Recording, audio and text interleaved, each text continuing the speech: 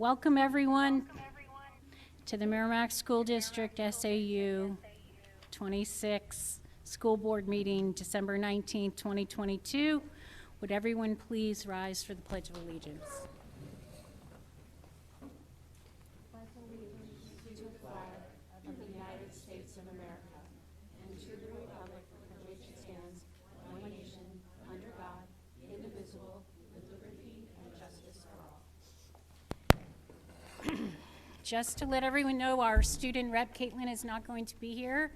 And welcome to the Budget Committee. Yes, welcome. We're so glad you're here. All right, well, at this time, I'm going to open the floor to public participation. If anyone would like to speak tonight, or if you're watching on Merrimack TV and you would like to come some night and speak, we just ask that you mention your name and address so that we know who you are, and students never have to tell us their address. So I see no one here tonight for public participation, so we will move on to recognitions. We have no recognitions this evening, but hopefully we'll have some beginning in January. Thank you. Informational updates, superintendent update.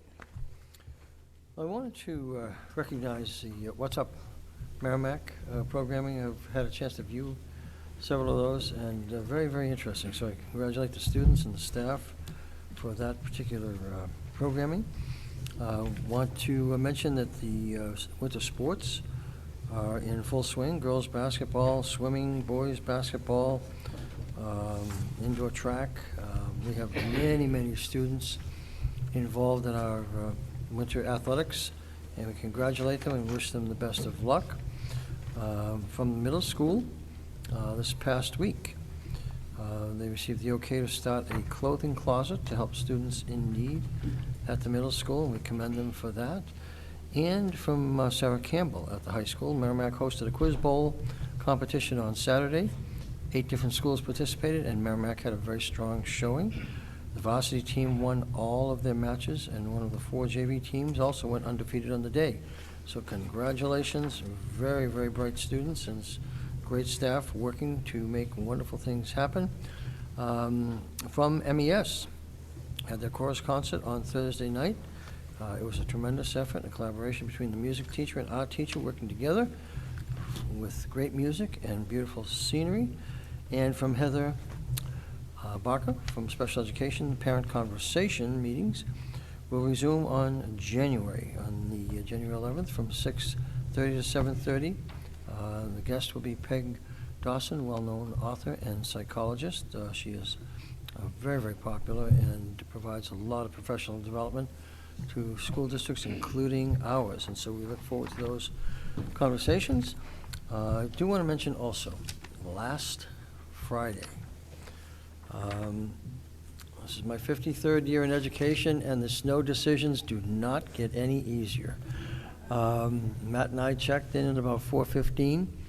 It was raining out. The forecast was for rain in this area.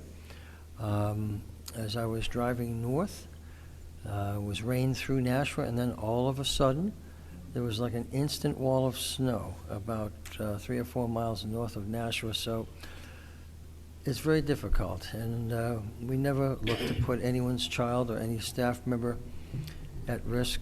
Just please know that all the indications very early in the morning when we have to make a decision were that that day was going to be rain. And as we all know, it was anything but rain. So we were all quite surprised. So I apologize to those people who faced some difficult conditions, but you know, it's kind of a no-win situation in terms of making decisions on snow or ice days. There are some people who feel we should have school when we cancel it. There are some people who feel we shouldn't have school when we have school. So just know that we do take it very seriously and try to make the right decision based on the safety of our staff and students. So that, and with that, for those who celebrate Hanukkah, we wish you a very happy Hanukkah. And for those who celebrate Christmas, a very Merry Christmas. That's it. Any comments from the board? I would add that, yes, I think every weather outlet, web based weather person, social media, nobody got it right. So it was definitely a difficult decision. We appreciate the thought you've put into it. All right, Assistant Superintendent for Curriculum update. Oh, no, go ahead, Naomi. It was a lighthearted comment. My children had a really good time playing in the snow, waiting for the bus because it was late. We built a snowman and we had a snowball fight, and they were really happy about that. So, Amy. I have 3 quick updates for you tonight. First, we were supposed to have our school board presentation on the Vision of a Learner this evening, but because of last week's need to cancel that meeting, and now the focus will be on the budget for 23-24, we're going to move that presentation to somewhere in February 2023. So I didn't want you to think that we forgot about it. That good work continues. I'll still be joined by members of the committee, but that won't happen until sometime in February once we have all of this business sorted out. Second, I wanted to let you know that we are actively working to adopt a new phonics program at our lower elementary schools. In an effort to be responsive to the needs of students, we've been looking at our early literacy data and really looking to bring in a core program which will explicitly teach the sounds and symbol relationships. So we're looking at Foundations, which is a Wilson program. We'll have more information to the board on that adoption, but hoping to do some of the professional development and piloting this year to be ready for the beginning of next school year. And then finally, just a quick update about homework. As we mentioned, discussed at a previous meeting, we're moving forward with making some updates and revisions to the grading practices around homework, and I'll have some communication out to the community very shortly about that change. We are hoping to make that change for the second half of this school year. So, thank you. Comments from the board? All right, then we will move on to Assistant Superintendent for Business update. Thank you. I just want to kind of piggyback onto what the superintendent was saying about the snow days. I fielded this one call from a gentleman who asked me if I actually looked out the window. And I said to him, well, it was all in good fun, right? But, you know, yeah, we do. I did look out the window, you know. At 4:19, Bill texted me. We're going back and forth. At like 6:18, I was out getting coffee from my wife at Starbucks. The roads were okay. And you really got to call, you have to call school at around 5:30, that area, because the first bus runs are going to hit around 6:30 in the morning. Those are high school kids, so those are run number ones. So it's very hard to predict. Sometimes you get it right, and sometimes you kind of, you know, make a little misstep. But we hope the community gives us some grace and tolerance, because when we get it right, usually it's right on the button, but there are those times. I won't take up any more of your time, seeing we have this momentous occasion, the first ever meeting of the Merrimack School Board and the Merrimack School District Budget Committee. This is really something I don't think I've ever would have seen in my tenure here, and I'm very glad to see the two boards getting together to talk on mutual interests that they both have, and I welcome you here, Budget Committee, Mr. Chairman. Thank you. Comments from the board? All right, school board update.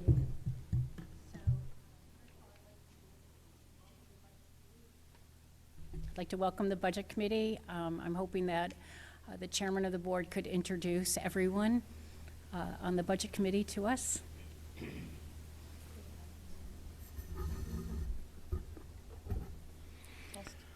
I can't tell you how pleased I am to be sitting here this evening amongst a collaborative group of people who has nothing but the best interests of the community of Merrimack at heart. I certainly have been around the politics in the school district of Merrimack for a considerable period of time, and I have never felt better about our possibilities for the future than I do presently. I know we have an exceptionally hard road ahead of us, which is going to require that we all sacrifice and put our shoulders to the wheel. But in terms of the true spirit of providing a public education and the betterment of our community. This is the best I've ever seen, so I'm very grateful for that.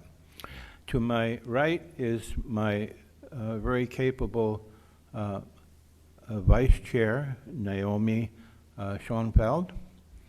And I would ask if I could start over here on the far right and have my committee members introduce themselves and perhaps say a little bit about their participation in the community and on this board.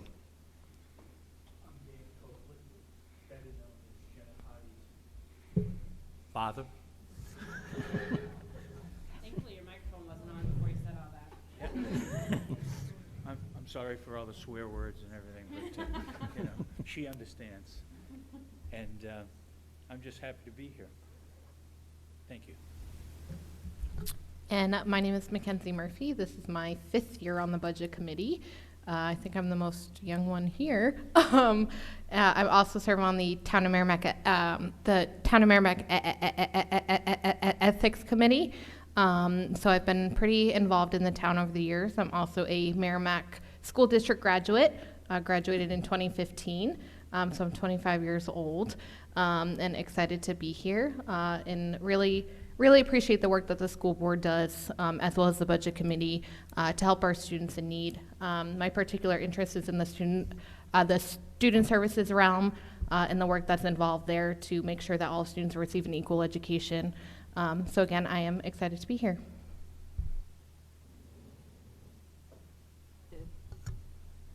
I turned it off and he called me old. No. I'm Ellen Wilson. I'm a district parent. This is my 2nd year on the committee, and I'm twice her age.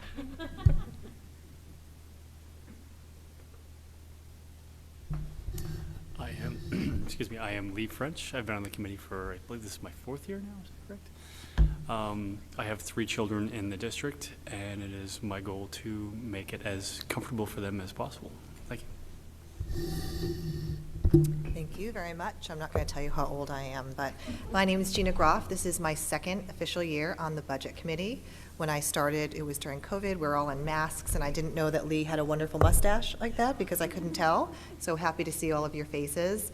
I have 3 little girls at Thornton's Ferry, so it's really important to me that I'm really in tune with what's going on with our education in this town. This is a wonderful town. It's a wonderful community.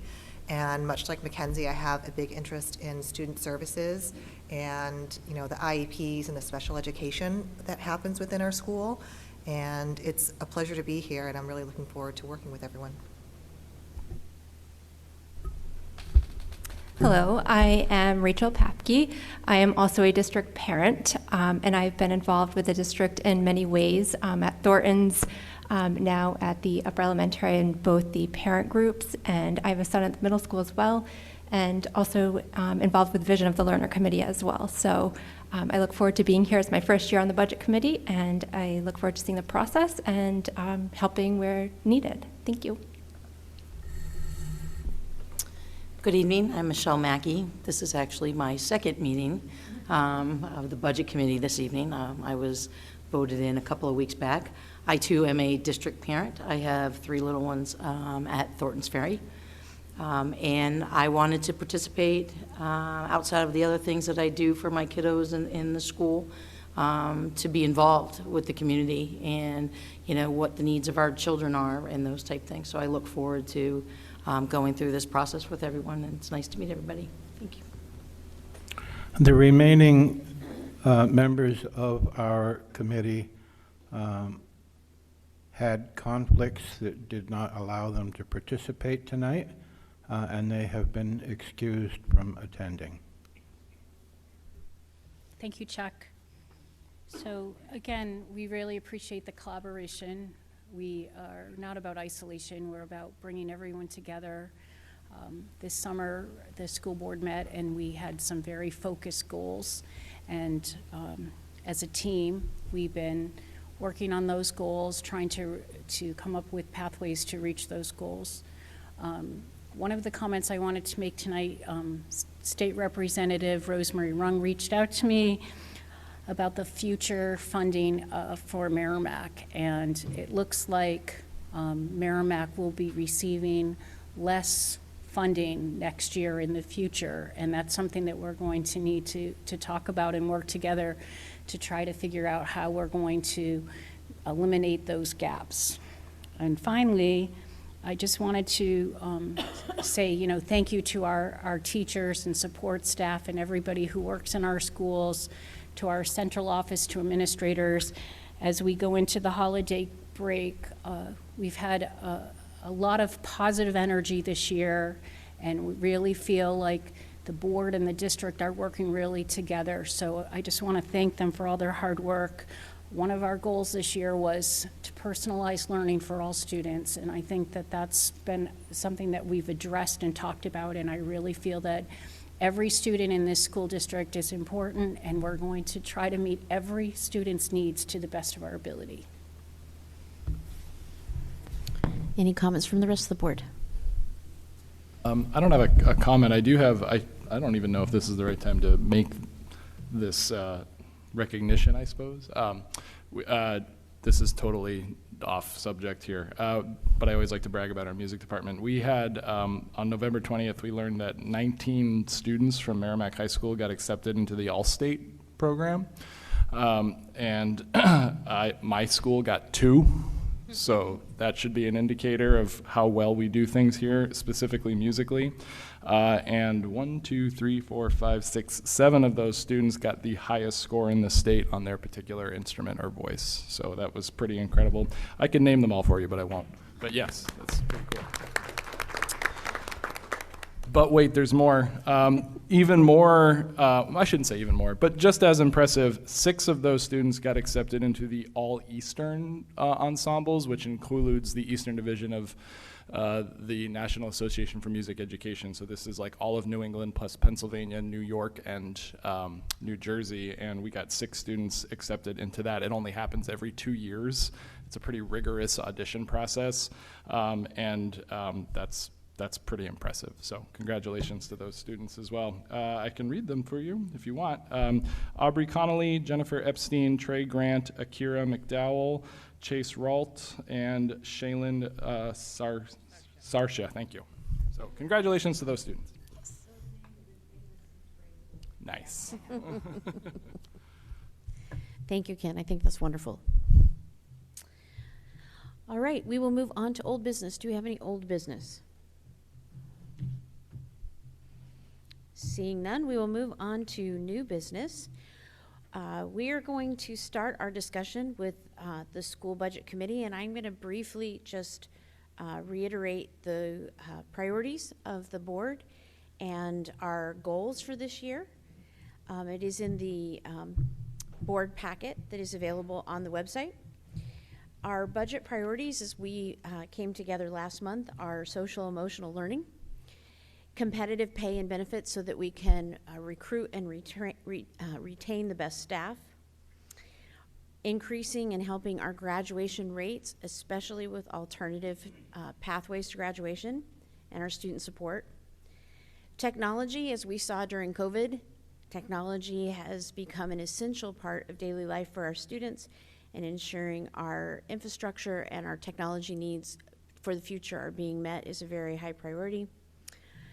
Our capital improvement plan, which we will not get a full preview tonight of, but there are some definite needs on there. And our facilities. Our 2022-2023 goals as a board, just to refresh everyone's memory, is to create an engaged, inclusive, and collaborative district culture built on mutual trust and respect for every student, every staff member, every teacher, and for every district leader.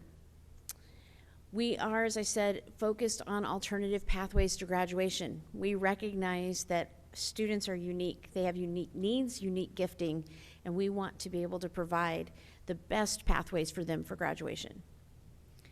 We want to improve our learning outcomes by ensuring our instruction is responsive to those varied needs and giftedness of our student population. And I will say that Amy has really hit the ground running for that goal. We want to have facilities and equipment that are safe, secure, clean, healthy, current, and appropriate for meeting the educational needs of students and staff. We also will have an ongoing review of existing policies to ensure they are compliant and in alignment with district practices. And if you've been watching our board meetings, we have a policy nearly every agenda of our meetings that we are reviewing. For our budget priorities for 23-24, we have school safety at the top of that list. And Lori is going to speak to that in just a moment. We want a research-based reading program, which we've already heard a little bit about tonight. Filling our teacher and paraeducator positions with appropriate funding and appropriate student needs. As you see in your packet, there is a revised student population projection, which is significantly different than the last few years. And so we want to make sure that we have our needs met and we are appropriately staffed. Eliminating the Brentwood building, which I know several members of the Budget Committee will be very happy to hear that as a priority. Analysis of current programs and sources of possible savings and reallocation to meet emerging priorities, especially with $1 million shortfall. A capital reserve fund for things that we can't foresee. We would love to have a performing arts center in the vision of our district. And we are really focusing on, and we will hear more about this tonight, about expanding and really having opportunities for our students to have extended learning opportunities, ELOs. With that, I'm going to turn it over to our superintendent, Bill Everett, and he's going to go over the district administration budget priorities and the overview of the budget.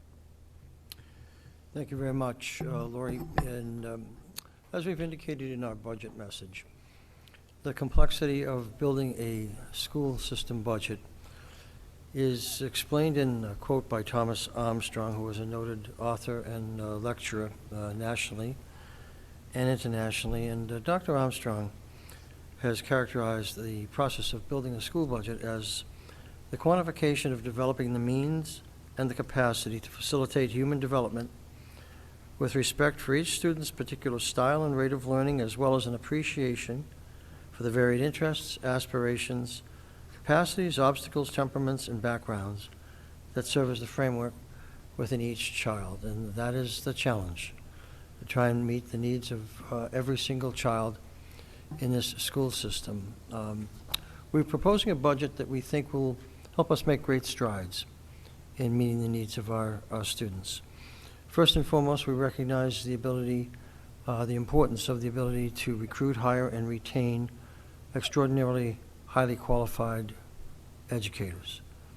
That's the most primary contributing factor to the quality of education in a school district. What we're looking to do also is to renew curriculum in various grade levels.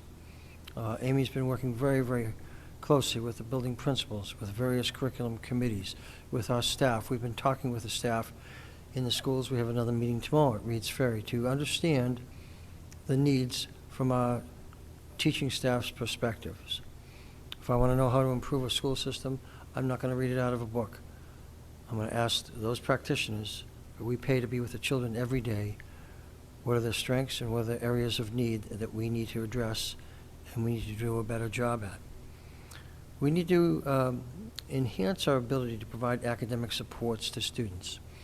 I think one of the most important areas that we are addressing in this budget, in addition to curriculum updates and renewals, is a request for 3 reading specialists, 1 for each of the K-4 school systems. That has great academic and great financial benefits, because I think sometimes in school systems there's a propensity to over-identify students for special education services. Many students do not, in fact, have any type of cognitive disability. They need more practice. They need more drill that's at a particular content. And by hiring these specialists, if we are able to do so, we provide an intermediate level of service that benefits the children in each of the K-4 buildings. And so it has certainly a marked academic benefit, but it also has a financial benefit. Because when a child goes from a general education setting to a special education setting, the cost to educate that student on a per-pupil basis nearly doubles. So first and foremost, it's an academic benefit to the student. But secondly, it's a financial benefit in that we are able to provide a high-quality service at a lower cost per pupil, which is extraordinarily important. As Lori said, one of the positions that we're looking to fund in the budget also is a director of Pathways to Graduation, who will also have the responsibility of creating very meaningful and helpful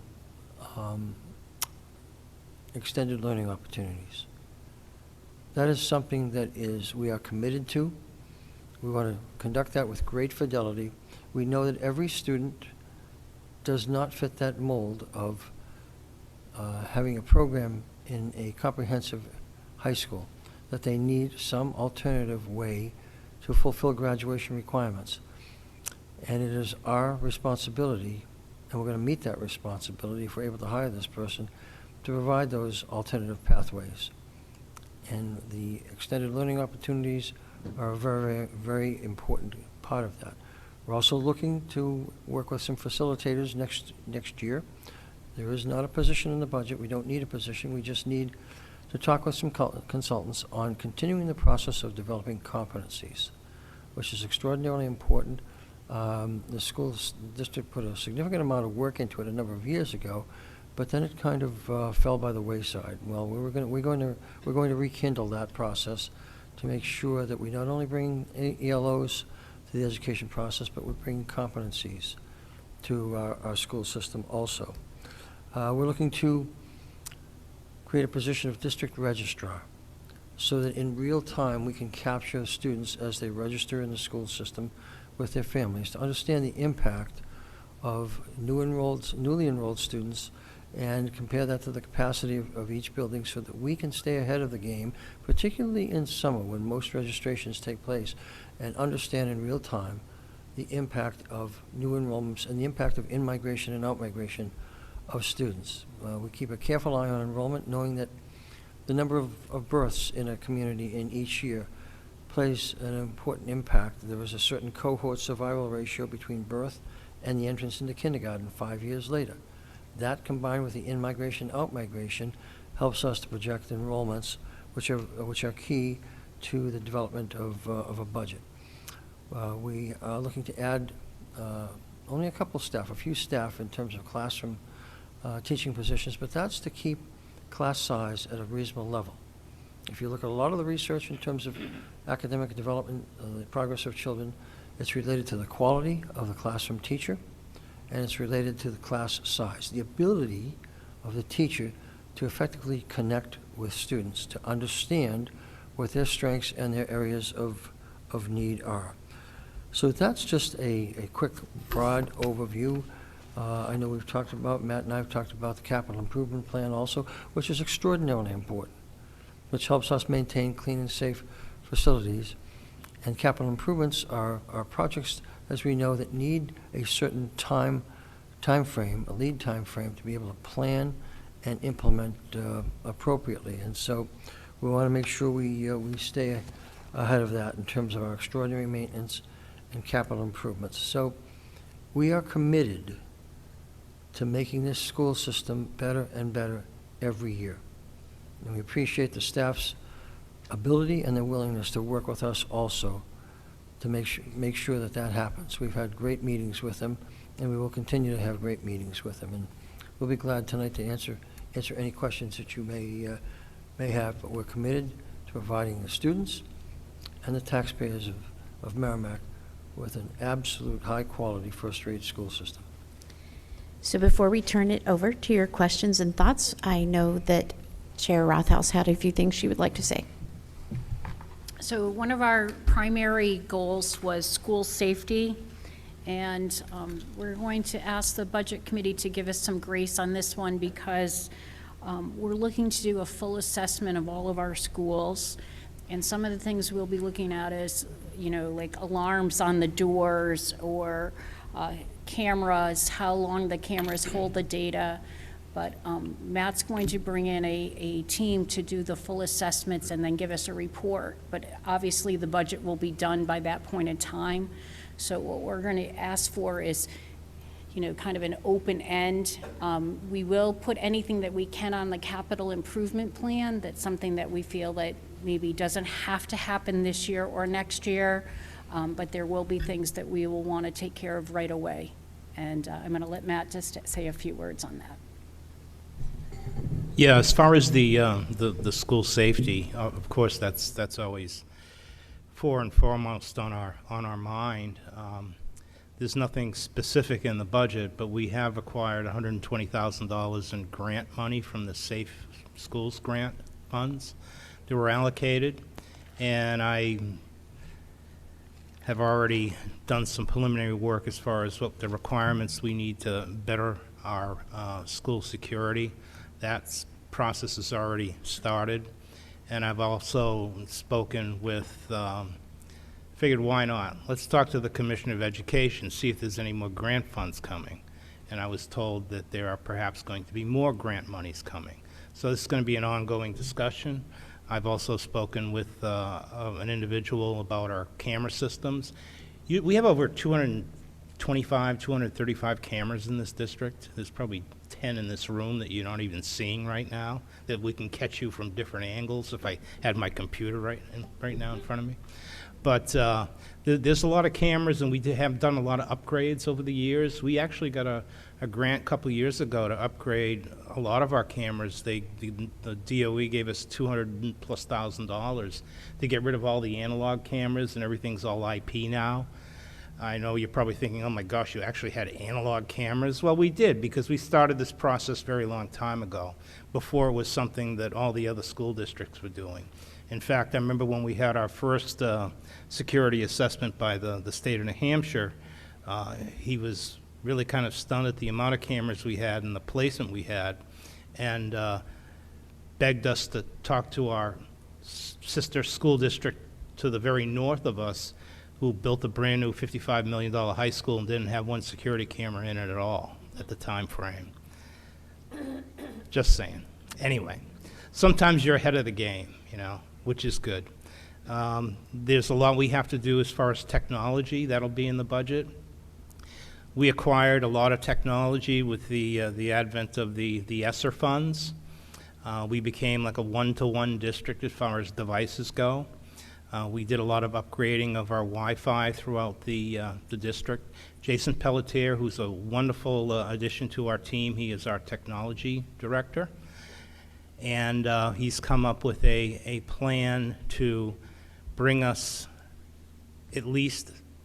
stable into the future, because technology, when we first did it years ago and we built the network, was seen as you build the network, you spend $500,000, you get it all done, and then you go, phew, boy, we're finished. No, you're not. You're just starting, because there's a life cycle to this equipment. We used to keep computers for 10 to 15 years. That was our, don't laugh, that was our replacement cycle, 10 to 15 years on a computer, maybe 10 years on a server, and we wondered why everything was really slow, right? So now that's all changed, and with that money that gave us a boost, sunsetting, we've got to start putting those funds in the operating budget. So you'll be seeing a lot of technology in one line item, and Jason will be here to talk about it to both of the groups. So there's a lot of good things going on. We have to keep up with our roofing systems.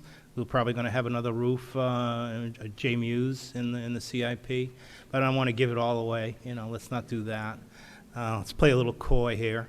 But I think it's as Bill said, there's a lot of stuff going on. I'm really excited, on the curriculum side, the competencies, the positions Bill talked about added to the budget. They're just going to enhance the school district and make everything that much better. Sometimes you spend an incremental amount of money and you get so much for that incremental amount of money. It's kind of like a boulder tip, on the side of a mountain. You just give it a little more push and it rolls down the hill and it accomplishes what you want. I think that's what this budget's going to bring to you. So that's all I have to offer at this moment. Thank you. So with that, I will turn it over to the Budget Committee for your questions or thoughts.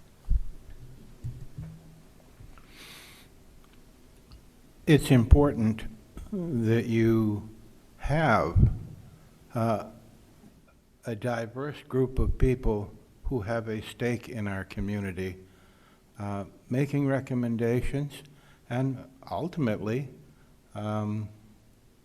affirming a budget and presenting it to the community. I think everyone here takes that very seriously. But we look at what your job is, and truly, I think we're in awe of what is in front of you. There is so much that needs to be done. We're essentially starting over in one sense of the word, and we want to make sure that all of the aggregate that is necessary is in the cement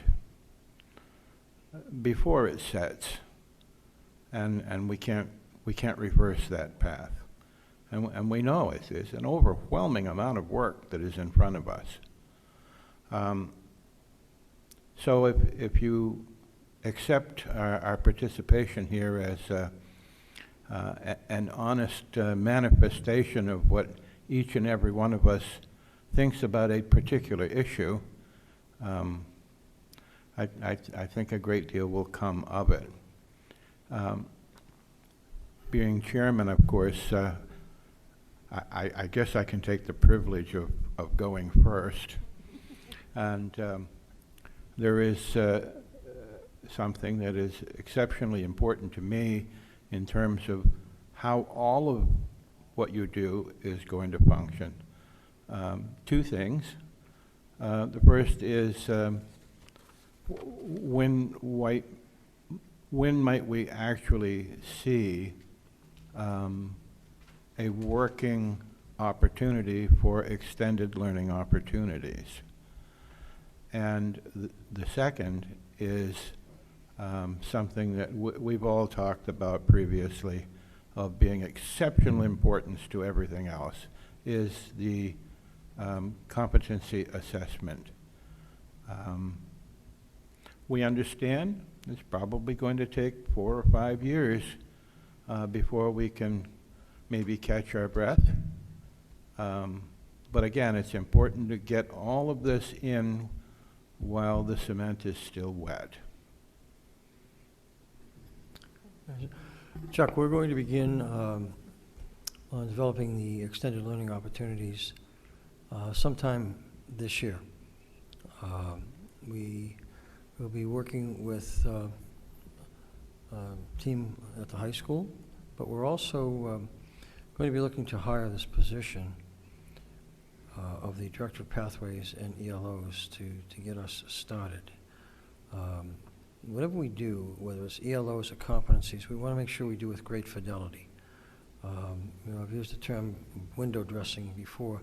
None of us is about window dressing.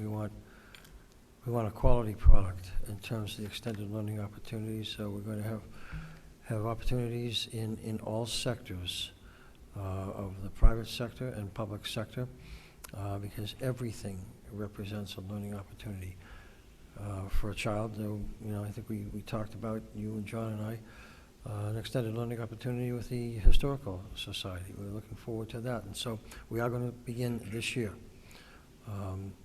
It will take, in terms of the ELOs, I think 2 or 3 years to build the entire cadre of ELOs that will present a quality opportunity for students, with the understanding that those will be renewed virtually every year. This is not something that we're going to do and allow it to remain static for 10 years or 15 years. That doesn't do any child any good. So that will be on a continuum there. Same thing with the competencies. The competencies will take probably a good three years or so. Our plan is to bring in some facilitators who have a considerable amount of experience in developing competencies. We could all write down some competencies on a piece of paper and think it's high quality work, but it wouldn't be. We need to work with people who have been there, who have done that, who have developed experiences that are of high quality for students. And that's what we're all about. We don't want to do something just to check the box and say to you and say to the school board, well, we've completed that, and it has little or no educational impact on students. So whatever we do, we want to do correctly, and we want to make sure it's of a quality nature. So it will take some time, but we're going to start particularly on the ELOs this year. Competencies, I think, will start this year also, but probably more in the springtime. We'll begin the ELOs first. Thank you, Bill. I think I'll turn to my left here and ask Lee if he would like to begin with any comments he'd like to make.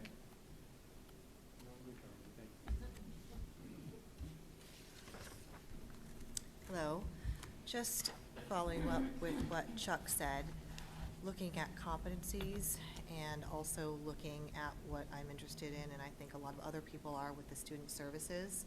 I know that we want, standardized programs, like I see that we're going to be renewing Envisions again, so we can use that as a baseline platform for the kids, but really interested in how we're going to measure progress, still make it applicable to all, but personalized and customized, as you were talking about, because everyone learns differently, everyone learns at different rates, and there are some children in particular, I can speak from experience from my daughter, that don't test well, and it's not indicative of what's up in her little brain or what kind of knowledge she has. She just has a hard time articulating in that particular format, what do I know, and I only have 20 minutes to do it. How can I do that without having anxiety or panicking? So very interested in the competencies, but moving forward, how we're going to merge the different ways of learning to make it customizable within a classroom, but still try to keep everyone on the same page. Thank you for your question, Gina. This budget does bring forth a request to transition students in grades kindergarten through 8th grade to a new progress monitoring tool called iReady. I'm not sure if you're familiar with that tool, but it is used in reading, literacy, and math. Lots of neighboring schools use it. We're also looking to implement the individualized learning pathway that accompanies that tool. So essentially, the student would take the assessment in the fall, and then an individualized program would be developed at their level. And the student would then be given an opportunity during the school day, or as Matt mentioned, as we've transitioned to one-to-one, being able to use their school district device outside of the school setting to be able to work on those pathways. The additional part of your question, I think, as I get settled into my role, really understanding what are the other ways that we assess students, because as you noted, not every student is going to do well on a computerized assessment. At the lower elementary schools, I know that we use another tool called Haggerty for phonemic awareness, and there is a lot of, sitting knee to knee with a student, being able to really hear the sight words that they can identify, and being able to assess in real time where a student is. As a teacher for 20 years myself, that was always the hardest part, is looking at the data that's coming in a quantitative approach, like the New Hampshire SAS or iReady or STAR, AimsWeb, whatever tool you're using, and then comparing that to how is the student actually functioning in the classroom, and how do I see them being able to do that in more qualitative ways like class participation and student confidence. Those are all really important things, and how we measure them is equally important. You mentioned Envisions. We are looking to transition to the standards aligned program. For the last couple of years, we've had a 6-year contract with Savas, and we're transitioning to their most up-to-date program, which we are hoping will be able to address some of the curriculum gaps that we've identified, but they also have an assessment platform that we're looking to incorporate into what we're doing with students. Foundations has a really, and Foundations is like the gold standard for phonics. I'm not sure how familiar folks are with that, but the progress monitoring tools that go along with that are just exceptional. So we are looking at lots of different ways of gathering that information, and so when students finally do go to the referral process, being able to answer that question, have we done everything that we need to do? Because if you've gone through the special education process, you know it's invasive for students being assessed, going through the intelligence testing, going through speech and language assessment. It is, you know, grueling for some kids. So we want to make sure that we've done everything we can before we get to that point. And I've had the real good fortune of partnering with Heather Barker, who's the Director of Student Services, and we have a lot of common goals, especially around early literacy. There's a lot of research that shows if students can read well, a lot of benefits come from that. So that's why we're starting with the phonics piece. Did I answer your question, Gina? Okay. Rachel? Okay. Try and get close enough. So first, I just wanted to say to everybody that put these binders together and all of the number crunching that went into this, I know it's a long process. I know it's tedious. So thank you to the staff and administration just throughout all the schools that did this, because I know it's a lot of work. I guess I'll ask a question more of a high-level look. I know there was mention, I forgot who mentioned it, about looking at some analysis of, you know, some of the past finances and, you know, how that can be, you know, helpful in the future. I was just looking more for an elaboration on that. So has there been, you know, a deep scrub, whether it's by school or just, you know, even at the district level of, you know, initiatives or things that were important maybe, you know, in the past, but just through either technology advances or curriculum advances, you know, maybe those are getting phased out now, but it's something that, you know, we can say, yep, it's time to cut, you know, the cord on these because we have more important needs, whether it's paying our staff or, you know, enhancing that curriculum as well. So just wanted to see if there was any, you know, what the work was on that so far.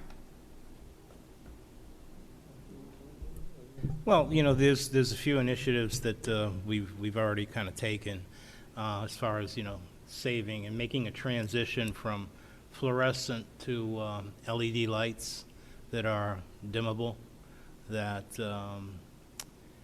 we can control. And if you're in your office for more than a couple of seconds, when I was working with everybody putting that budget book together, and I'm staring at my screen, all of a sudden it realizes that I haven't moved in 20 minutes and my lights just go dim and they go off, you know. So somebody has to knock on the door and say, hey, you still there? Yeah, I'm still there, and the lights come on. So there's a lot of stuff we've done in the past. We've done a lot with indoor air quality, with the unit ventilators. That was a $4 million project. That was like three or 4 years ago. We also have done a Honeywell energy efficiency update. It's probably time to look at some of those things again, you know, some of our rooftop units again, to see if the upgrading of those can pay for themselves over a short period of time. So we're always looking at opportunities that we can work within the budget that we're already given and not add extra cost, or we can avoid future big capital outlays in the future. One of the most important things is to keep up with our roofing program. There was a period in time where we kind of abandoned that for a few years. We did the roof over at Thornton's Ferry. That was around a $1.2 million job. It was done over the summertime. I kind of hate to say this, but I'm going to say it anyway. If we had done it around 5 years ago and it was first on the capital improvement plan, it would have been $600 grand. You know, the roof's gone from 20 bucks a square to like $45 a square. So it's really, you have to look at things in relation to what the current market is doing. What do you expect it to do? Do you expect prices to go down, or you expect prices to go up? We've done other things in this district. We've locked in our electric rates to 2027 at a rate that was probably around 10 cents a kilowatt, which is pretty darn good. We don't have any control over the distribution rates by Consolidated. Those are dictated to us by the PUC. But there's a lot of areas that we've looked at in the budget and we continue to look at every day to see what we can do better, and especially right now in the area of technology, what we can sunset and what we can bring about that's new to save us money with labor, repairs, sometimes it doesn't make any sense to keep that 5-year old computer because you're having computer techs spend hours working on it and spending money on when it's just taking away from the better things people can do. So there's a lot of areas that we've looked at. There's a lot of areas that we have done over the course of the years. And we look forward into, hearing your thoughts of what we can look forward into the future and what we can kind of put in play and put in practice. So, everybody, please, give us all what's in your head. We'd like to know. Thank you. Can I add Ma'am? something?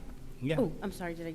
No, go ahead, Jenna. No. So this is less technical, but here's my perspective as a board member. I always love when Matt speaks because he gives this, he gives the in-the-moment update, right? This is how things are right now. He gives such great historical perspective. He's been here for so long. He understands Merrimack. He has that ability to say, this is where we've been, this is, how we've done it before, this is where we can go. And that's an awesome thing to have in Merrimack. But I think the thing that I have learned over my time, which has been relatively short here, is, excuse me, we have a lot of new administration here too. And so what you're saying is, how are we looking at this in new and different ways? And I think the base level, sort of easy, low answer is we have totally new, completely fresh eyes at our, with Mr. Olson and with Mrs. Doyle, and we have them, looking at it from a totally different perspective, being totally new, and that gives us a little bit of what you're asking about, just because they, we had such longevity in Merrimack in our leadership for a long time, and that has so many benefits, and we're so grateful that Matt's still here to provide, a bit of that. That's all right. You were saying I've been here for a long time, and it's time for me to move on. I mean, and that's you all say right, that's not what I'm saying at all. You say it all the time, and I love it when you talk because you know what's happened, and then we go, oh, that's why that, or whatever. He can provide so much historical perspective, but the combination of your longevity and your experience in Merrimack, and now all of a sudden something we didn't do on purpose necessarily, but it happened, and we have these new eyes, and they come into us as a board and they say, how about this, not even just in regards to the budget, but in regards to a lot of different things, and they'll say, hey, this, and they this, and we'll say, oh yeah, oh, and that alone, I think, is going to benefit us not only educationally, but within our budget, because they are looking at things from a totally new perspective just because they're new here. And it benefits us. And then you've got Matt balancing it out with the experience to say, oh, we've tried that before and that didn't work, or, it's become a really interesting dynamic that benefits our district, I think, is what I would say to answer your question. So going back with what Jenna just said, so I think everybody on the board believes that all students can learn at high levels. So the question becomes, what happens if a student is not getting there? And so, we've spent a lot of time talking about those goals, and sometimes it's revisiting something that we already made a policy on. For example, the homework policy. So the homework policy, homework is a formative assessment. It's a way to measure formatively where you are. The big test is the summative assessment. But if a student is failing those formatives, then we need to go back and reteach so all students can get there. And so there's no timeline. It's just we want all kids to get and be competent and have mastery. And so that's our focus. And Rachel, may I just add, in general, sometimes school departments have a propensity to engage in what's called incremental budgeting. If you gave us $1 million this year, give us $1.2 million next year, and we'll do great things with it. Well, we try to take a look at every area of the budget and discuss it thoroughly with the principals, with any of the other budget managers to understand if they're making an additional request, what's the need that request is addressing, and is that request the most effective and efficient way to address it, so that we look at it as carefully as possible. Because, as I said in the budget message with Matt and Amy, school budgeting is always sort of an example of the classic economic problem of unlimited needs, or at least growing needs, and limited resources. And so we need to make sure that we target the expenditures that we make based on the assessment of the needs of students and what's the best way to meet those needs. Thank you. And I guess, too, to kind of maybe clarify, and this will tag on to Jen and what you just said, too, Bill, is it's not that, additional requests are great, but it's also looking at everything that's being done currently, which I think hits upon Jenna's, we've got lots of new eyes on things as well. Also, the historical perspective is good on that. But just being able to say, like, just because we've done this forever doesn't mean that we just keep doing it forever. I've seen that happen in a lot of budgets. So that's just the one thing that I was wondering, specifically, is there something this year that was like, okay, we know that we're gonna, stop this so we can actually divert those funds to this program that we need. So I thank all of you guys for those answers, because I think they really help and provide perspective to the community as well of, just how many sets of eyes and rationale and logic is being put into this. So thank you. One of the worst things we could do is continue to do what we've always done forever. Yep. Because that does not acknowledge the emerging needs that we see in students, whether they be academic or behavioral, social, emotional in nature. Just simple things that we've done this past year of updating policies, updating the student handbook, which had not been done in years, updating job descriptions, so that people understand the roles and responsibilities, and there's a commonality across the school district of what a certain position is supposed to be doing, such that it's that same titled position is not doing something different in different schools. And so we've got a long way to go, but we're committed to getting there. If I can kind of draw another example, it's kind of like for 10, 12 years, I've been wanting to get the elementary school report card into Power School, right? Finally, it happened this year. Were there any additional resources needed? No. There was kind of a combination of getting the right mix of people together, some new, some who've been here for a while, and some who went away and came back to make it happen. And then repurposing existing people who we knew had talent and saying, do you think you could do this for us?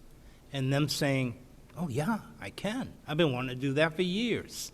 It's those kind of conversations that happen that all of a sudden get you somewhere. You didn't spend any more money for it, but you're not doing the same thing, which I think is really excellent. It's just a little tiny example, but it's something it just gives me chills just to say it, Michelle. I don't have any questions currently this evening, but I definitely reserve the right to have questions in the future, for I'm sure I will have lots of them. If I could turn to my right hand with my vice chairman. That's right, we're sharing. Thank you. So one of the reasons I'm really happy that this meeting is taking place is that on this committee, one of the most challenging things for me is when we're looking at priorities, we end up with a sense of our own priorities, the district's priorities, some sense of the board's, but we generally end up wondering in one way, shape, or form or another, why didn't they do X instead of Y? Do we support it because the board just said so? Because yes, we think we have a great board that decides and we don't want to duplicate that work, and yet we want to understand why some of those choices were made. And so it's lovely to have this dialogue start.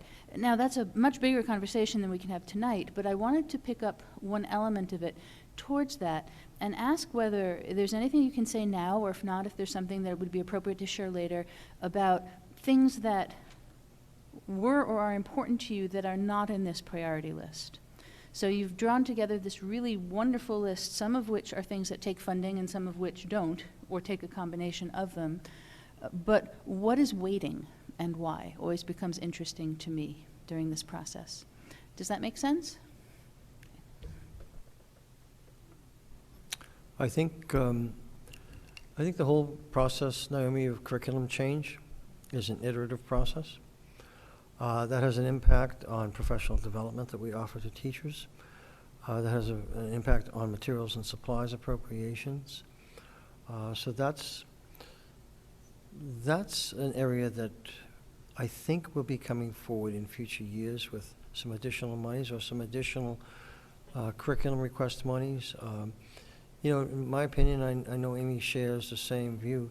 There should be no curriculum that reaches 10 years old. We have to constantly renew that curriculum. Off the top of my head, I think we could probably use more reading specialists at the elementary level. We could probably use math specialists at the elementary level. I think those positions are probably two of the most underestimated positions in terms of the ability to help children remediate any deficiencies they have in their ability to read or conduct, you know, mathematical operations. Not every child, as I said, is a child that's eligible for special education services.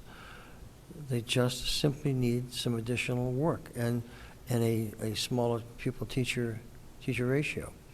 You know, we'll be looking more to the middle school in terms of scheduling. We're looking at the scheduling at the high school now. That may have some impacts in the future on budget requests, but we're not there yet. So every single area represents an opportunity and a priority. It's just that we're trying to pick off right now what we think are the most important at this particular moment. And I can't overestimate to you the importance of those elementary reading specialists. They're extraordinarily important. So, Amy, any ideas from your perspective? Yeah, I would just add, Naomi, you know, as you come in really looking at where are you going to get the most impact right out of the gate. And as Jenna mentioned, you know, being new to the district and being able to look at systems that have been in place, I do feel like starting with early literacy is a really good place to start. And that is not to say that other areas are not as important, but when you look at, you know, capturing kindergarten through third grade and sending students to fourth, fifth, and sixth grade where they are now reading to learn rather than learning to read, we have to make sure that those fundamental core skills are in place. So this budget brings forth a request, you know, to really look at explicit instruction of phonics coupled with phonemic awareness and looking at decodable text and really aligning our practices with the science of reading. There's a lot of information out there right now about that.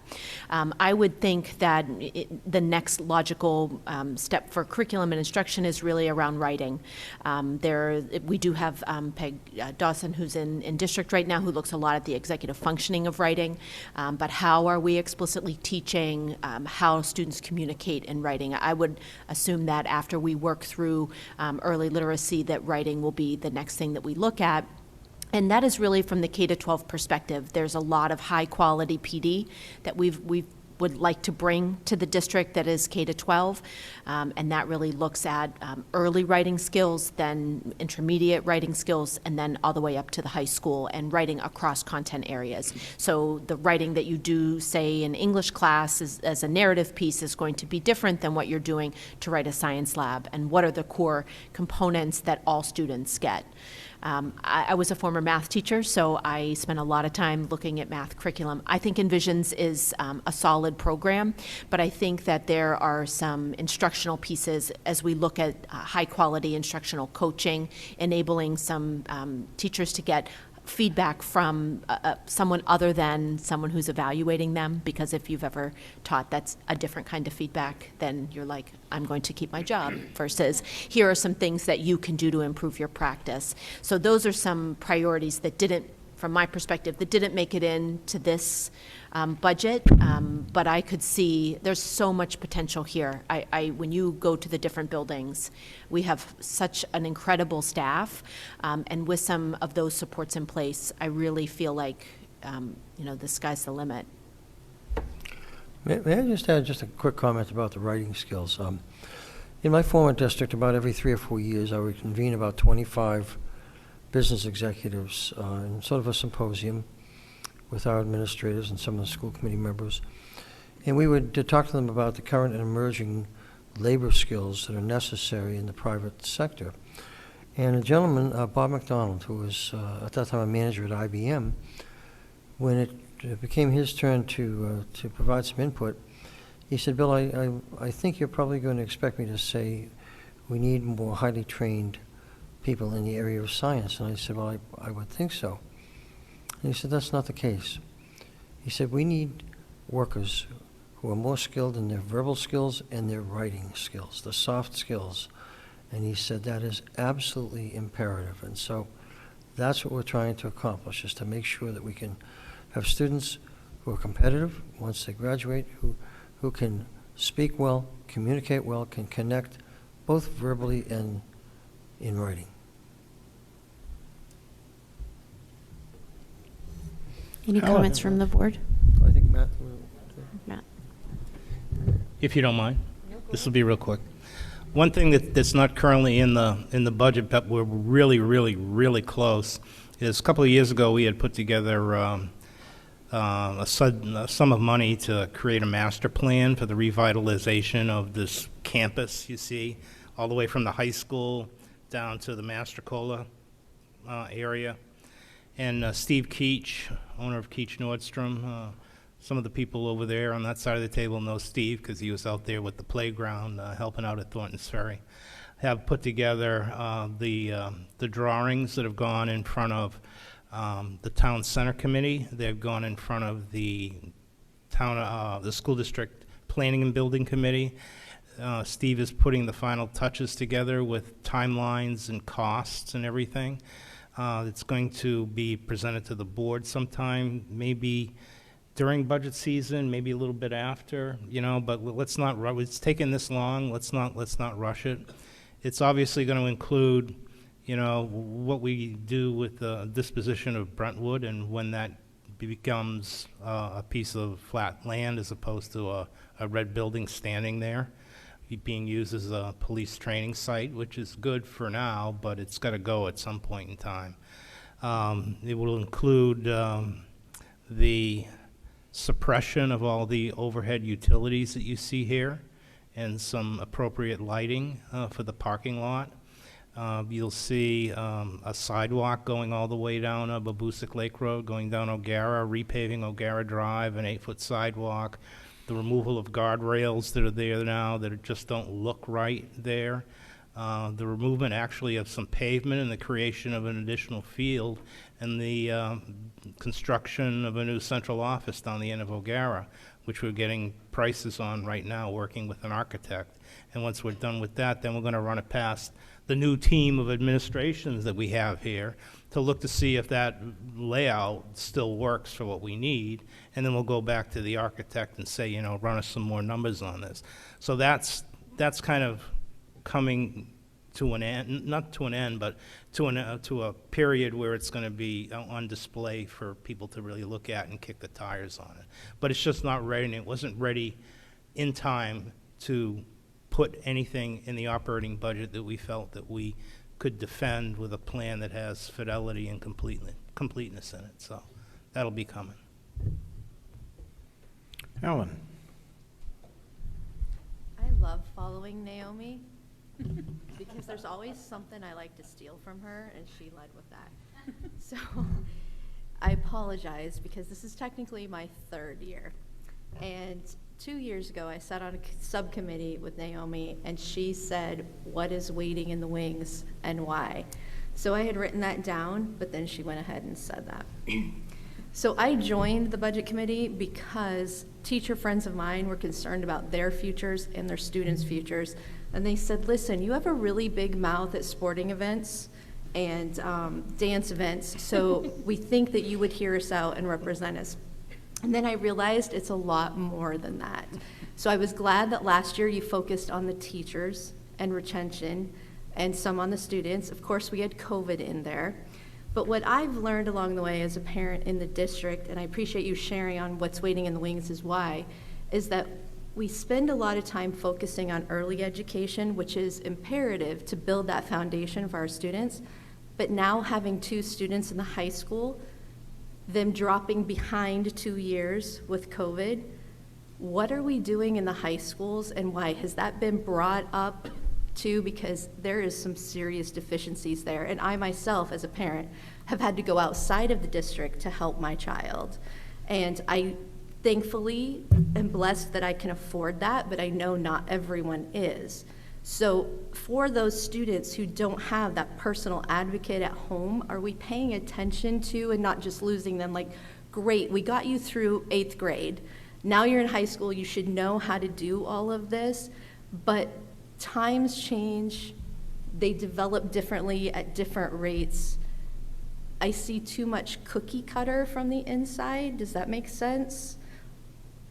Are you looking at changing that curriculum too? I know that there's the more extended learning opportunities and things that you're working on, but the core curriculums, I know students have a responsibility, but then we have a responsibility to them, and that's where I'm finding a disconnect over the last couple of years, and a lot of people have asked me about that, so I know I'm not the only one.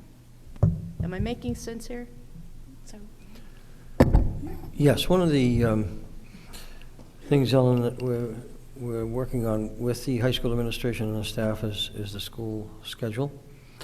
What we're looking to do is to try and engage students for a longer period of time, which will allow not only the presentation of the curriculum and hopefully the development of a deeper level of understanding, but also that hopefully will build in some time, if we're able to accomplish it, for some additional work with the students, maybe one-on-one, assisting with homework while still in school. I mean, little nuance changes that can make a difference in a child's ability to learn and receive support services that sometimes there isn't time in the schedule right now to offer. The staff is doing a tremendous job in terms of looking at the existing schedule and what the possibilities may be. I think many school systems across the country have focused on the learning gap at the elementary level as a result of the COVID pandemic. I'd say that probably that is justified to do so, but absolutely understand what you're getting at, and we're hoping that a new schedule at the high school will really build in some support services that we could, I'm sure we could do a little bit better job at in terms of assisting the teachers. The teachers are working as hard as they can, as long as they can, and working after school, oftentimes with the students. But we need to try to provide them with some additional supports also. Well, yes, the teacher support is important too, because like I said, I have several friends who are teachers. I'm also still involved with the middle school significantly, and I know that emotional development is a real problem in that 7th, 8th, 9th, 10th, 11th, 12th, because they missed those 2 years. So forget if they can survive academically. I mean, even the teachers don't know how to handle the emotional problems. So I know that you guys have provided that support to the teachers and that you've sent it out to the parents to pay attention to that, but yeah, go ahead. Thank you. I did want to add, Ellen, that the high school is going through their NEASC accreditation right now. And over the course of this school year, they have engaged in a lot of reflective work based on the feedback that committee gives them. And Ken, have you gone through that? And so it is a very rigorous process where someone comes in, they look at, every stone is turned over. And then they give a lot of feedback to the committee, and then the committee is charged with doing something with it. So they're in the stage right now in the fall where they got their report from NEASC, and then have spent time, their building leadership team, I have been able to attend those a few times, and they're really, I hope, looking to address some of the things that you are discussing. They have their vision of a graduate, which is where our vision of a learner originated from, and now they're in the process of developing a set of rubrics of what those SEL skills really look like in the classroom, and how can we provide that support to students. I will say that I've been impressed with, it can be difficult feedback to receive because you have people coming in and they really don't mince words. And so I think once you get beyond the, okay, what from this feedback can we use to make us better? What could be true? What am I being sensitive around? What am I being resistant to? That group, that committee is going through all of that. And you may know that there are at least 2 newer members of the high school administration. I know Mr. Zampieri has been here a long time, but Mrs. Hanlon. Yeah, we're and- best friends. Yeah, and Mr. Clare are both fairly new and very energized and passionate about making some of the changes that I heard you talk about. So I'm hopeful Well, that. because my vision of a graduate has totally changed in the last 3 years. Mhm. So that's interesting that that's their study tagline. But- Well, the NEASC requires it to have Mhm. some kind of the portrait of a graduate. What do you expect students from the 9 to 12 experience? So. Yeah, in order to be accredited, you need to have that in your master plan as a high school. And I've been through the process 3 times, twice in the school, and then I've been on an accreditation team before. And it holds up a mirror, really, and it's a lot of work. It's a ton of work. You're going through every policy, every class, all your curriculum. What are you doing with a microscope? And it takes months to get all that work done.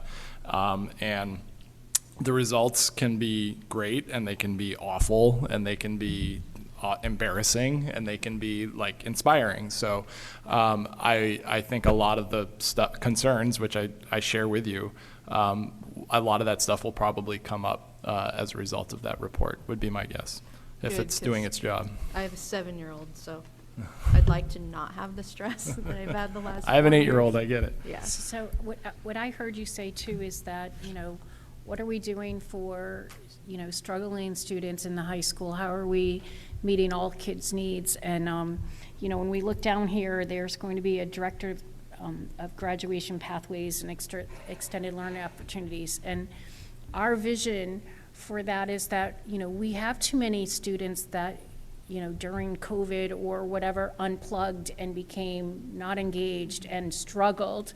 And they struggled with the typical high school schedule or, the length of the day, or they failed a class, and how are they going to make up that class when they have to take these classes? And our vision is that our students are going to have a school within a school. So you could actually go to the high school, but then you need to take English 4, so you could take an afternoon class, and you could start to right in your own high school. You can come back to this high school, you can modify your schedule, you can create a schedule, so we can start to get those students back on track, because we are not happy with our graduation rates. We don't want anyone not graduate. We want 100% graduation rate. We want our kids to be college and career ready, and we're going to be committed to making that happen, so they don't have to drive to another school district. They can get all of their needs met here.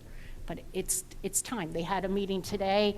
It's developing. We're kind of trying to build the plane while we're flying it. But we're going to get it done. School within a school is an excellent description, because that's literally what I'm paying for right now, is school within school, which is fine. I'm happy to do that, but I'm just concerned about others as they come up and go through. Jen. Ellen, I just wanted to say, first of all, I share your concerns. I'm the only board member that has students in the high school.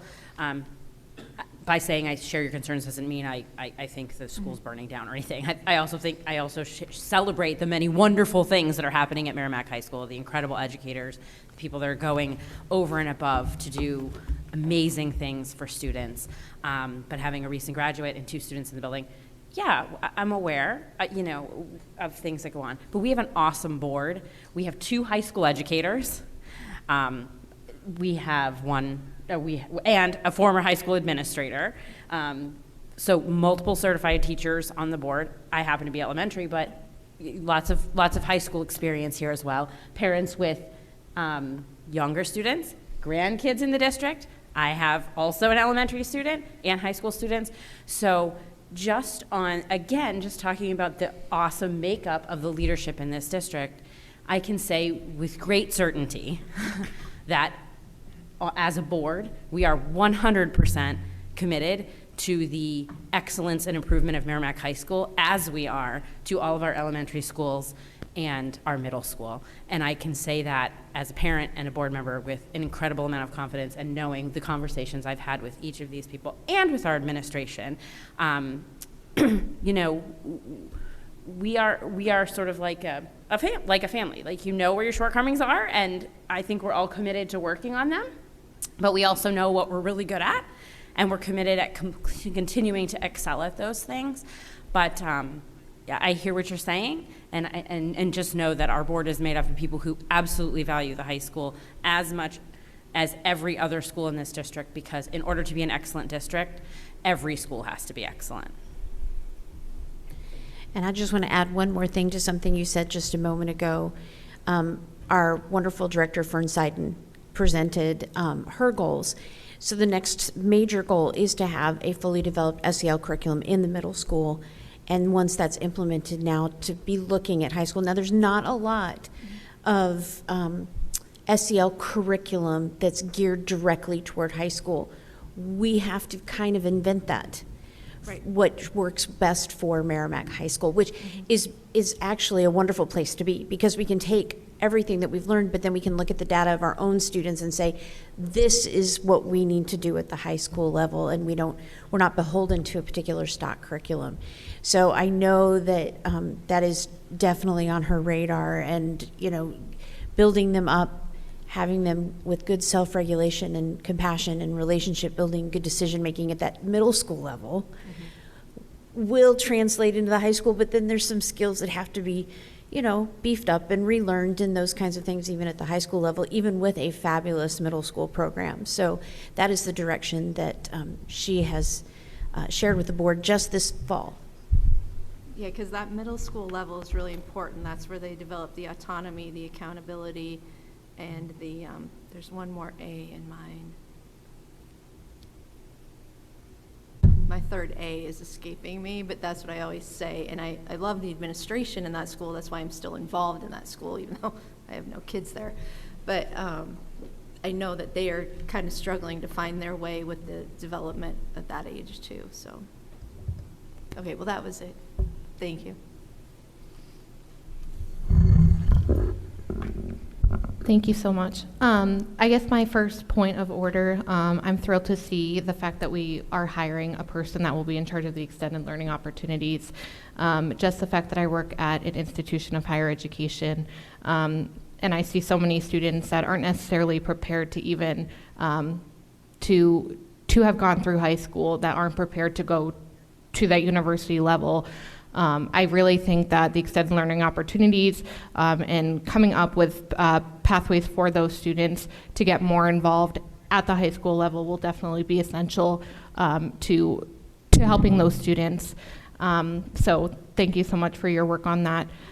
In that regard, will we be forming some sort of advisory board or group that will consist of outside partners, whoever else might be on that board, to really advise and look at how those extended learning opportunities will not only enhance what the student is learning in the classroom, but also support that, and how are we going to assess those extended learning opportunities? Are we doing anything with apprenticeships or outside things such as that nature? Are there opportunities for students to get involved in right here in our town, or outside service opportunities that will count toward that instruction as well? I think the more ways for those hands-on learners to really get that knowledge that will enhance their that will enhance their instruction in the classroom will be very helpful. So I'd love to learn more about what we're doing in that regard. We'll be glad to give you progress updates as we give them to the school board also.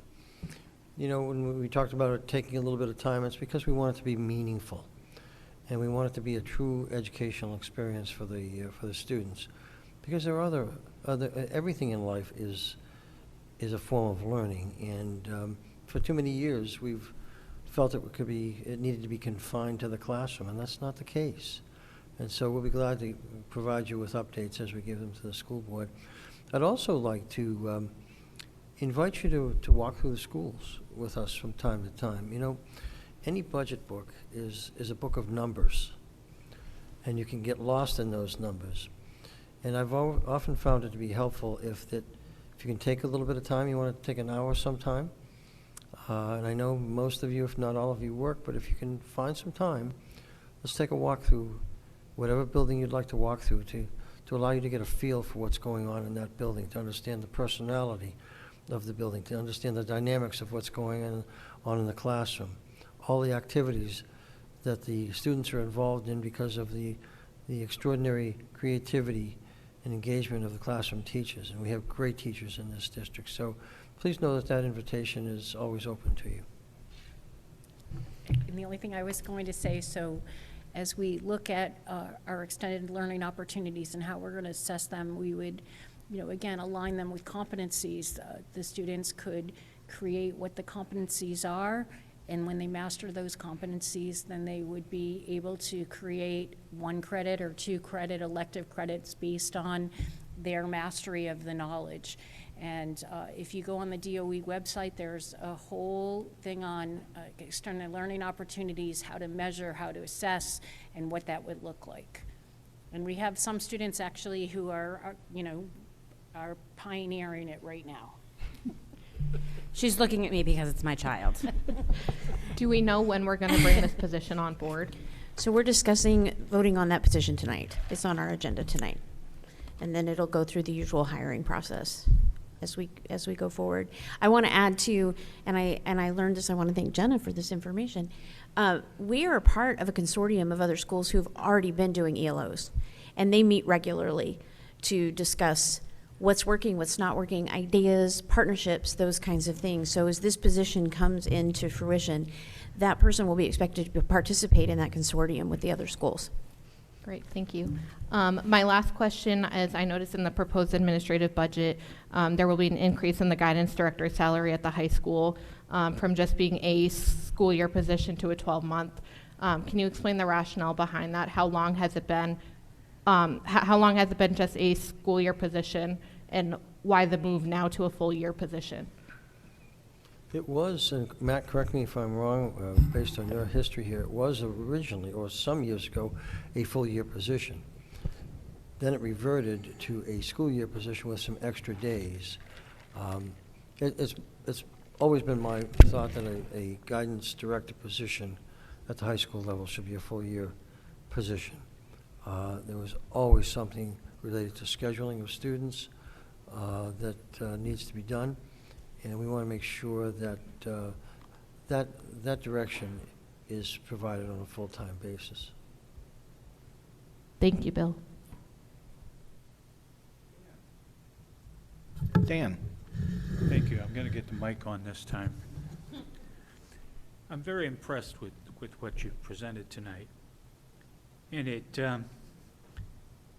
causes me to think a lot. Ken, you brought up these 19 students. It's outstanding. And then somebody mentioned a performance arts center. And I'd like to hear more about that. But something about that, and then some of the things that you said, Matt, and I joined the admiration group. Many years ago, Jenna's youngest sister was on the state champion track team here in Merrimack. And they trained in these halls in the high school. And it was after that that they got a track that they could actually run on and do things on.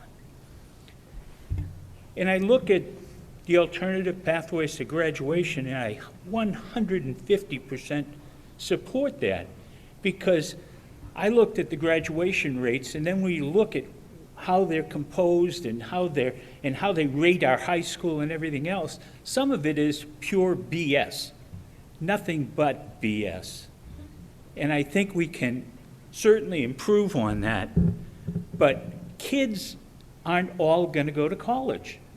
And we've got to take care of those kids who aren't. They're as smart as the other kids. Their interests are just different. And I think that whole thing of alternative pathways to graduation is perfect, but we got to make sure we do it all. It can't just be social and emotional. It's got to be everything that encompasses that child's life. Some are going to be the performing arts people. And we talk about STEM, but we also talk about STEAM, where the A is the arts. And it's an important element, and it's got to be paid attention to. And those kids who are in the arts might not care about Algebra 2, so maybe we got to Algebra 2 as it relates to performing arts. I don't know what we have to do in that thing. But then school safety. Sandy Hook, Columbine, Uvalde. Today, there was a kid stabbed, and I watched the administration come out and say, we have to change things. Well, damn it, we don't need to change things. We got to make sure these never happen here. And so I'm happy to see that you're doing that. And if it's more than just grant money that will save a kid's life, let's spend it. I mean, what's that worth? So I admire everything you've done. I love what you're talking about. I'm going to take you up on visiting the schools. I've often wanted to do that, and I'm retired, so I can do it whenever I want. But you may say to yourself, oh, damn it, what did I do here? Huh? I should Facebook Drive it? Oh, whatever that is, I'll probably do it. I know a couple high school kids who will love that you're taking them up on that offer. Yeah. And I also want to just confirm my membership in the MAT Club, because I'm a big supporter, big supporter. Matt is pretty awesome. Absolutely.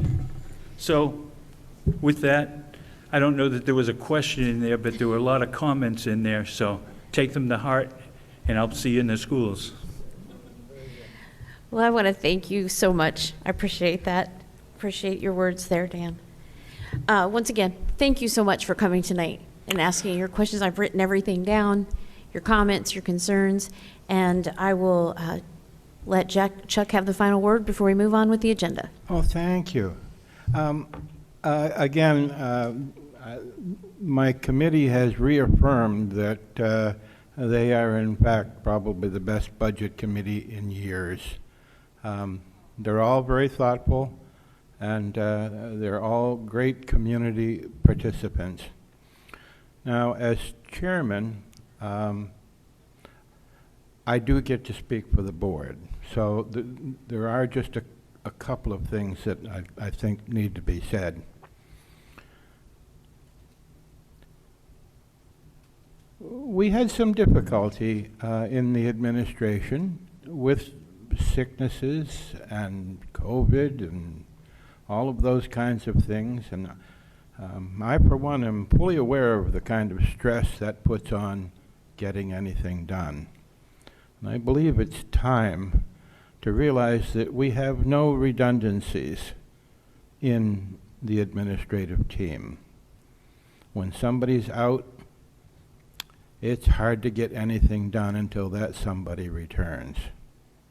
Not that they necessarily are indispensable, but everything stops so somebody else can carry that load and so forth. So the machine doesn't operate as well as we'd like when something like that happens. And I think it's time for us to think about adding to our administrative personnel. We can anticipate that we have a great deal of work ahead of us, a great deal more work to do, and I think it's a need that the board has to seriously think about in support of their administrative team. And finally, I'm sure that you got the message about the red building, but it's my job to adjudicate it.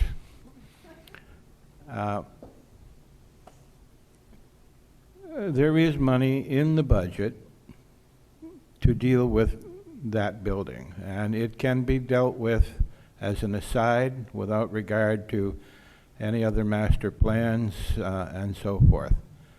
And we think it's prudent, given that the money has already been raised and appropriated, that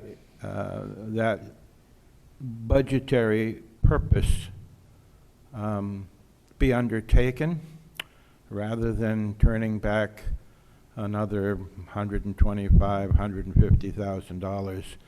$150,000 in a surplus return. We don't know what the voters are going to do next year.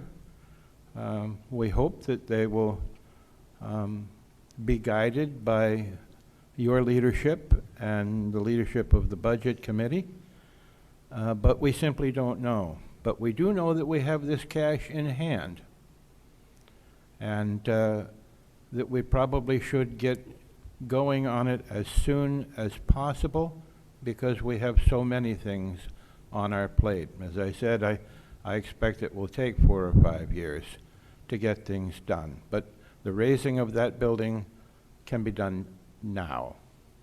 It doesn't affect the school operations.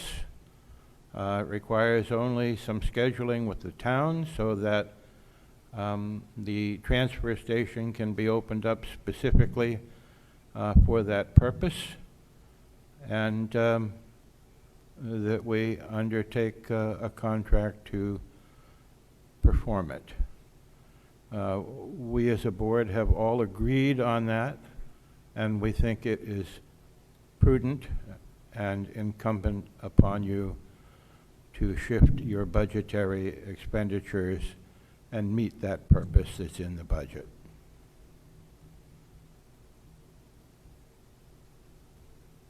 Thank you. Thank you. And thank you for coming. With Is- that, I will turn it over to Bill for our upcoming dates and meetings. I'm sorry, did you say our upcoming dates? Our deliberative session dates and our January meeting dates. Yes, we have, I'm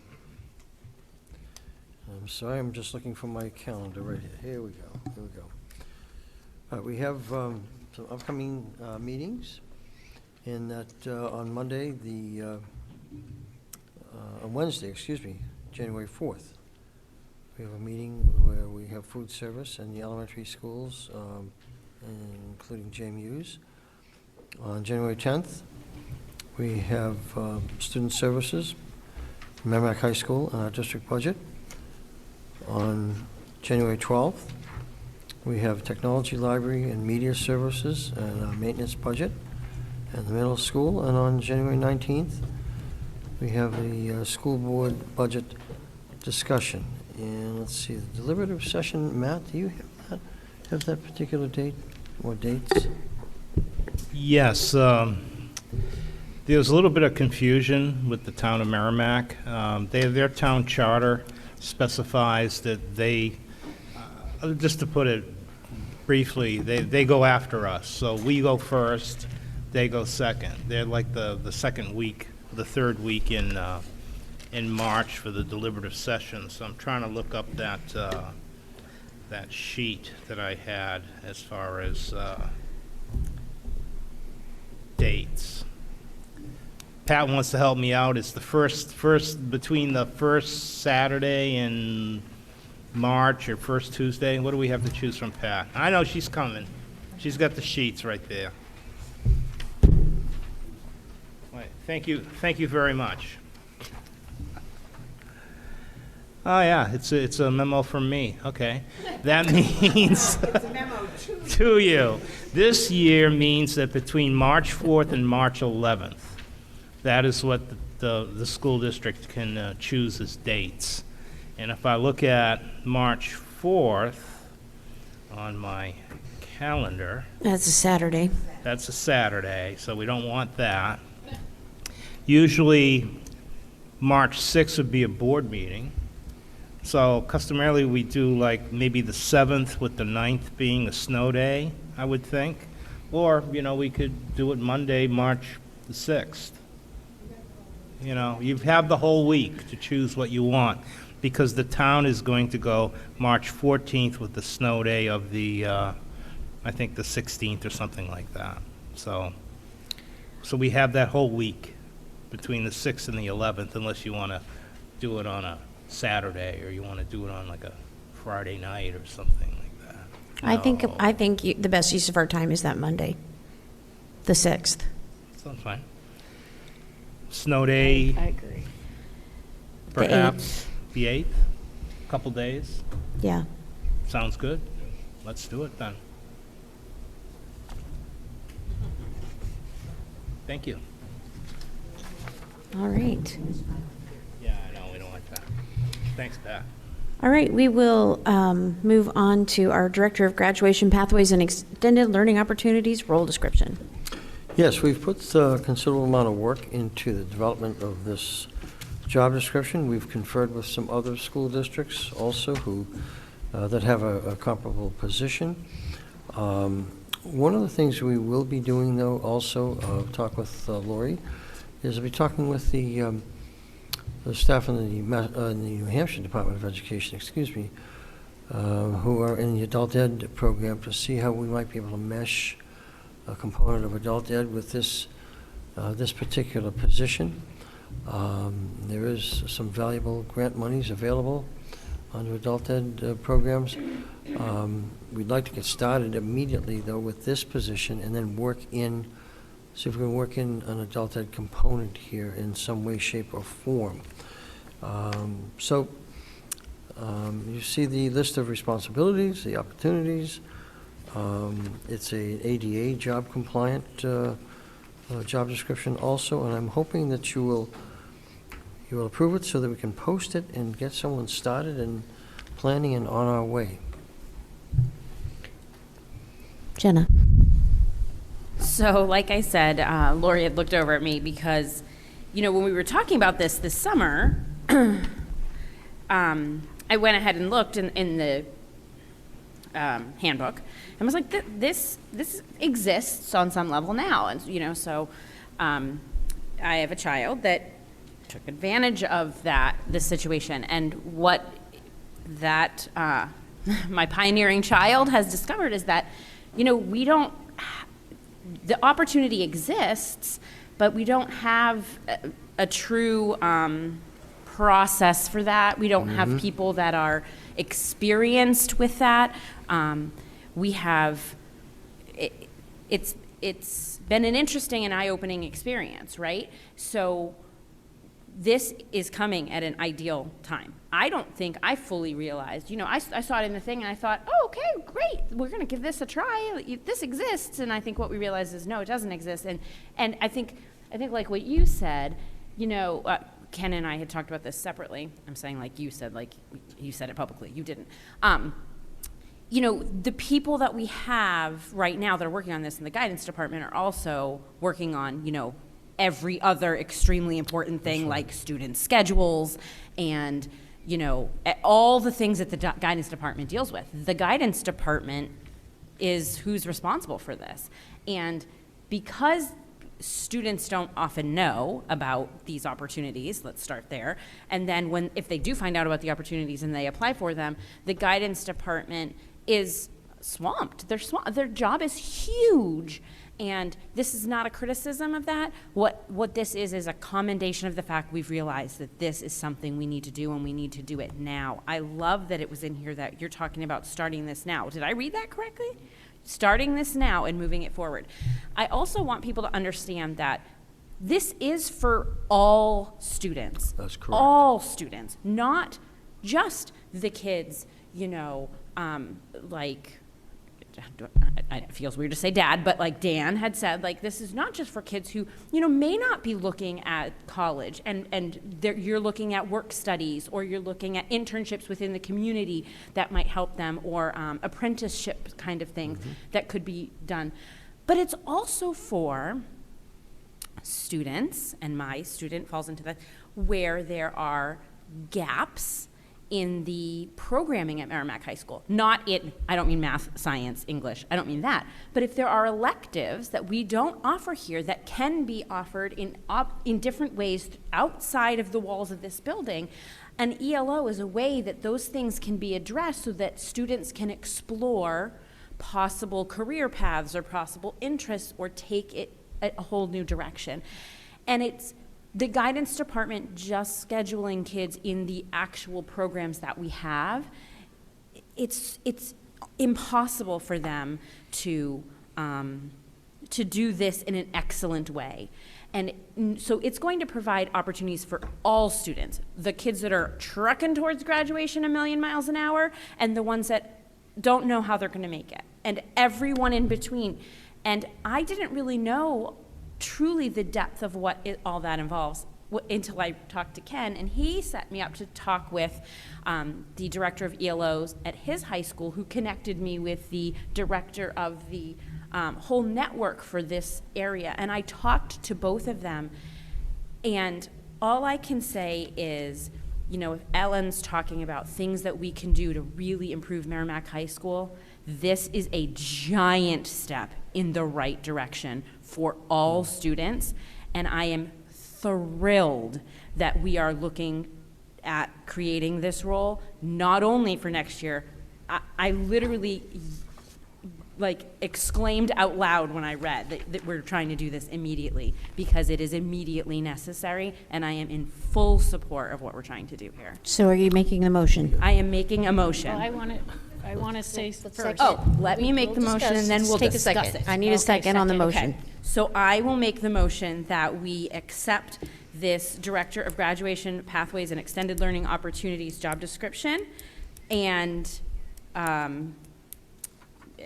the idea that it will start immediately. Do I have a second? I will second. Open for discussion. There we go. So my discussion is twofold. So number one, I already had this discussion with Bill just on the title, because for the DOE, to get the grant money for adult education, where there's up to, per school district, up to $300,000 that you could write a grant. So this could be self-funded without the director. So the director would come from us, but the funding could actually come through a 3-year grant through the DOE. But I don't know if we have to call it an adult ed director, because through the DOE, what we have to get to at some point in time is they're going to give a diploma for the adult ed program. So you can get a Merrimack diploma, or you could get an adult ed program. They're going to look different, right? So an adult ed program diploma would be 20 credits, and it would, 8 of them would be a lot of the, work skills and ELOs, et cetera, 8, and then the core courses you would have to make sure that you get. So those are all things that we still, I think, need to know. Do we have to, he's gonna call Sarah Wheeler tomorrow from the DO, do we have to say the word adult ed director? And are we going to apply for the grant to get the money to self-fund this and keep the director under us, but self-fund? Those are questions I think we have to answer. So correct me if I'm wrong, job titles and job descriptions can be modified. Yes, they can. So we can adopt this, and once that information is, you can bring back to us a modified job description. Yes, that's what I was going to recommend to you, because I did mention to Lori that I'd like to have the state people come and meet with Amy, myself, Steve Clare, Rich Zampieri, and Jill Hanlon. We had a meeting today, and I'd like to have them come to meet with us in Merrimack, so we can share what we feel is important, but how do we bring these together to some intersection? And so we can modify this. It's just that I want the DOE to understand what we're trying to accomplish, but also how do we create something that will allow us to access the grant monies? I had one more thing too. So, go ahead. So, the other conversation that I had just quickly with Bill was on hiring the right person. And I know the recommendation might be for CAGs, but I think, for me personally, if someone had a master's degree and they work really well with at-risk. You know, I want the person be the right person. We are talking about how important it is to have that person who's going to be able to connect with those at-risk kids, but all kids, because anyone can join this, you know, and get these, but making sure that it's that person. And I would hate to lose somebody that maybe didn't have, you know, a doctorate, you know, just, so that was my only other part. No, I agree. Every student has value and is important, and we want to make sure that connection is extraordinarily important, because that person can allow that particular student to realize the relevancy of what they're learning to their potential job life. And that connection can lead to some potential extraordinary employment opportunities down the road for students. And so it has to be, it's like a good SRO. You know, there are SROs that we've seen over many years that don't connect with kids, but then there are SROs who do a masterful job at connecting with students and make all the difference in the world to the culture of an organization. Yeah, and our ELO coordinator is so critical at our school, and you see kids from every corner of the building walking into her office. And again, I've been on both sides of the ELO. I've participated in the cooperating teacher with a student, and I've also helped students develop ELOs. And you just see how the coordinator, I mean, they don't just know all of the students, but they know the community, and they know where to reach out. If a kid wants to be a firefighter, you know, they have a connection there. If a kid wants to be a plumber, they have a connection there. If a kid wants to be on a school board, you know, they have a connection there. They just are so embedded within that community, and it just makes that whole process, I mean, it's not only are you learning, but you're giving back to your community in so many ways. And then the kids ultimately, I shouldn't say ultimately, but a lot of kids come back and work for the places that they did ELOs for. And it's just, she's just such an important part of our school. So I'm way on board with it. Jenna, you had one more thing to say. So I actually have a question. So adult education, graduation pathways, extended learning opportunities. Is this all one thing? Because like now I'm like, this is a very big thing. Adult education sounds like a whole different extra thing, like a program where we're adding all these other classes before school, after school, or, you know, during the summer or whatever. And this is an honest question. Like, is that the same thing as what we're trying to do here? I just don't want to muddy the waters so much that we lose our graduation pathways and extended learning opportunities. That's why I want to have the opportunity to learn, to have us meet with the DOE staff so we can explain what our vision is, but also how can we possibly combine that into some sort of adult ed effort, access to grant monies, but still maintain the integrity of what we're trying to do here. Awesome.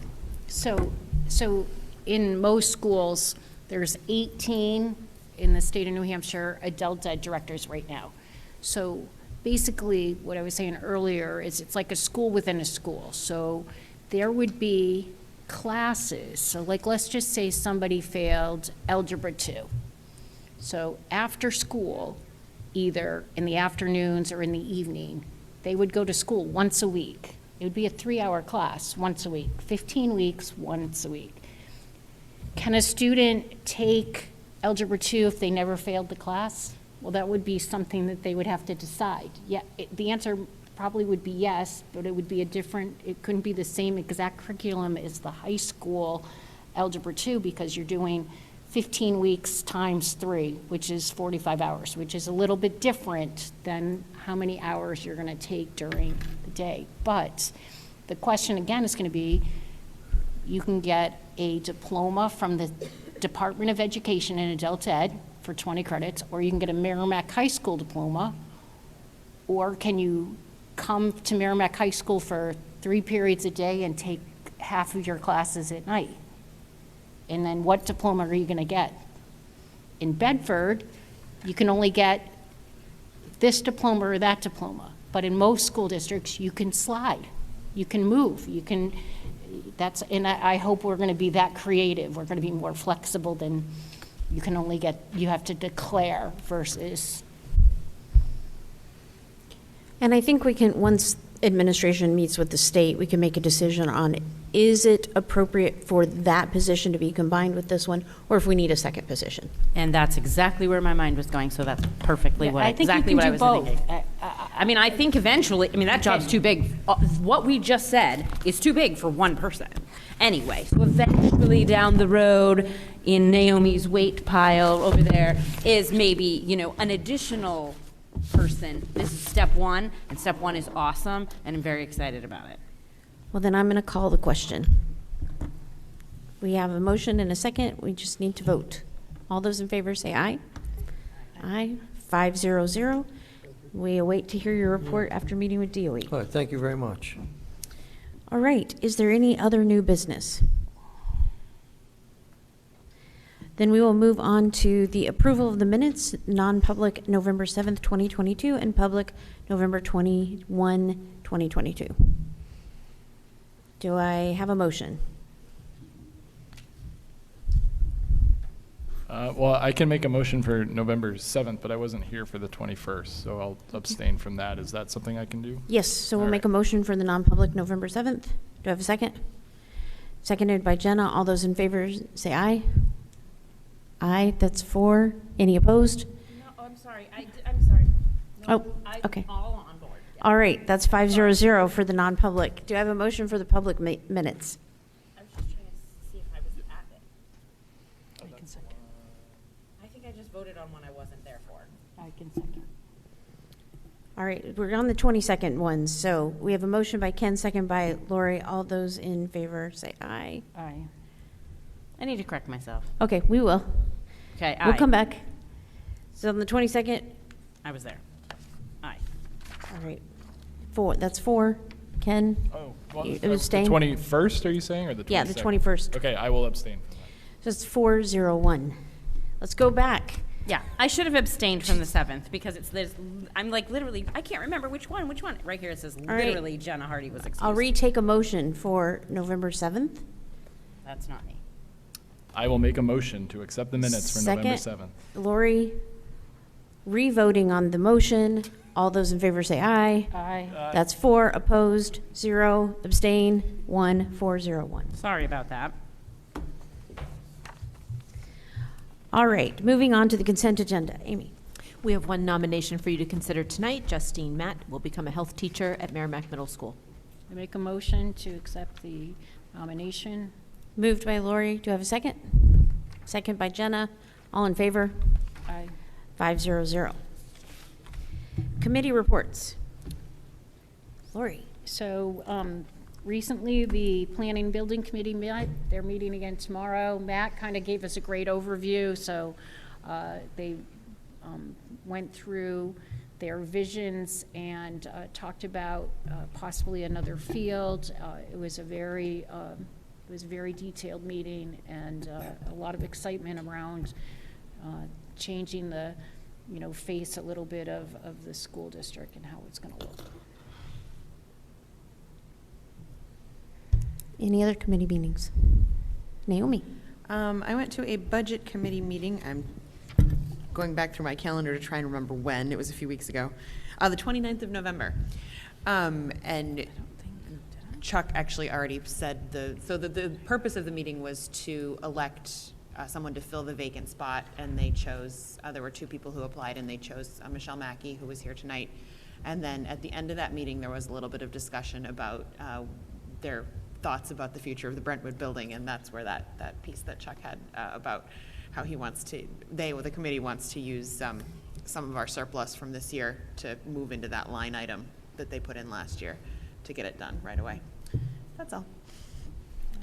Ken. I was not at this meeting for the same reason I wasn't at that 21st meeting, but the Healthcare Containment Committee met on November 21st. Just a couple of updates. They have 3 open wellness coordinator positions, so if any educators in town are interested. Let's see, the district receives traditionally $500 in incentive funds for each wellness coordinator's attendance to the wellness coordinator training. The district will not benefit from new wellness coordinator training until 2023. Let's see, I think that was all the big stuff. Yes, that's it. Thank you. Any other committee meetings? I don't think so. All right, correspondence.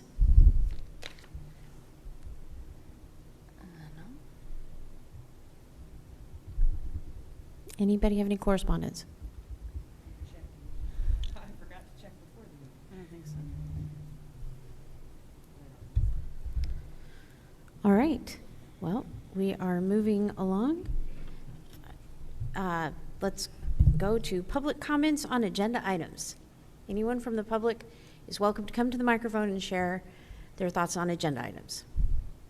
We skipped over comments. Oh, sorry, we did. Sorry. Thank you. I'm only saying Comments. that because for the first time ever, I think I have a comment. Yes, Jenna, comments. I just wanted to publicly, because we're meeting at the high school tonight, give just gigantic kudos to the Merrimack High School custodial staff.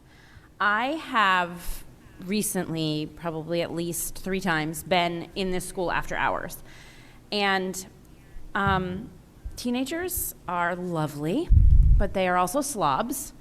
No offense to teenagers everywhere. Some of you are probably very neat, but they're messy, and they're not always, clean. And every time I'm in this building, it's spotless. And it's like 7 p.m. The kids have really not even been gone that long. And the custodial staff, one night when I was here, I said to them, wow, what an incredible job you're doing. This place looks amazing. The kids haven't even been gone that long. And, whoever I spoke to said, you should see the bathrooms sometimes. But I happened to go in the bathrooms, and the bathrooms were also spotless. And he said that they're even working, they don't even have a full staff. They're doing it with far less people than they typically do it with. And I just want to say what an incredible job they're doing. It just happens to be that in this particular building, I have seen, you just walk, it's just such an old building. I mean, the building's been a lot here for, Matt would know, probably the day it was built. But it's been here a long time, and it's in incredible condition, and it's so well maintained. And I just wanted to really commend them, because it's not often. It just happens that in the last month, I've been here 3 times, and it's immaculate every time I'm here. Thank you for that. And I'm going to turn right to Matt, because it doesn't happen by accident. It happens because he's interested in clean buildings and well-kept buildings. Tom Tussaud is, and our maintenance and custodial staff. And I will tell you, I like to pay attention to the cleanliness of buildings, because it's a manifestation of pride in a school system. And I think we have some of the cleanest schools in all of New Hampshire, and it starts because of the tone that Matt sets and the expectation that he sets. No, it's like we're working with, Tom Tussaud all these years. Tom's been here much longer than I have. He started off as a custodian. Now he's the director of facilities, and he knows every single square inch of this building. We have Mike Dumay, the assistant facilities director, who's on second shift, who you'll see walk around here a few times. And then the staff that we do have, you have to remember, we haven't hired a new custodian in over a year. We still have vacancies, but the gentlemen and ladies that are working here this evening, they do a fantastic job, and they do it consistently throughout every single school. We have some of the older buildings around, but they are the cleanest and freshest looking buildings around. It's true. It's very one of these, clean. testimonies to what they do and to the ongoing maintenance that happens and everything. It just really kind of shows the pride that we have in the school district when you walk into a facility and you go, wow, the floor's, gleaming, it's really nice. So thank you very much for that. Appreciate it. And I'm just going to say, since we're being grateful and it's nice, I want to make sure we have a shout out to Yes. Justin and the team. This is not easy, putting this together here. It's a lot more work for them, and they make it look seamless, so thanks. Any other comments from the board? All right, now public comments. signing off. Thank you. Well, with that, I will entertain a motion to adjourn. I will make that motion. Moved by Ken. Second. Second by Naomi. All those in favor? Say aye. 500. Thank you. Happy holidays, everyone. Enjoy the next couple of weeks, and good night. See you in 2023.